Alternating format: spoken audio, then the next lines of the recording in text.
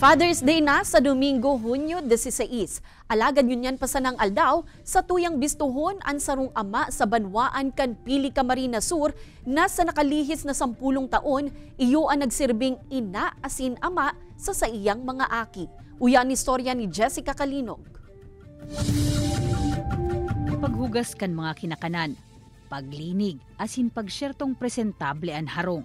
Pira sa naiyan sa mga urual daw na pigsisibutan kan 52 anyos na si Eduardo kan Barangay Santo Niño, Pili Camarines Sur. Sa nakalihis na 10 taon, puun kan bawianin buhay, ang nagkahelang niyang agum kan 2014. Kung may rapon pa lang kaya, pag solo parents, sa imo gabos na trabaho, tapos pag-alaga kan mga aki, mamata kaning amay, ihatod mo pa sa eskwela, bago ka malaog sa trabaho, maatid ka pa sa eskwela.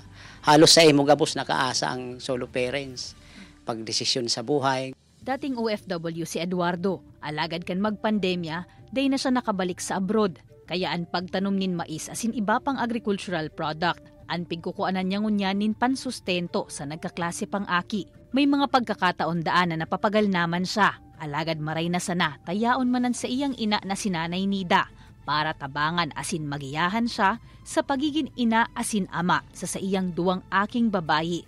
Kaipuwantang gibuhon na mapaeskwela ta ang mga akita, ta iyo man lang yan ang maipapamana ta sa akita, saka dahil pagpailing na maluya kita.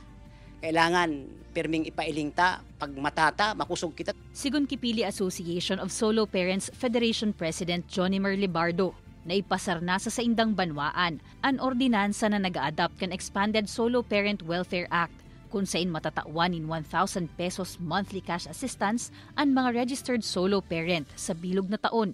Nagbuburo barangay kami para ma-organize na maray ang Pili Association of Solo Parents sa Pili. Big-encourage misinda kasi sayang ka itong mga benefits na nakukuha. May cash assistance, may educational assistance, kung ano-ano pa. Sabi ko, dapat i-abilin doon kasi mandato ini kang nasyonal.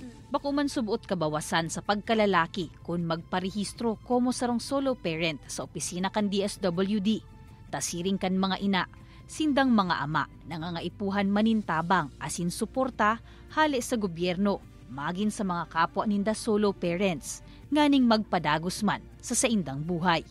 Kaibanan si Jovel Obiso, Jessica Kalinog, Balitang Bicolandia.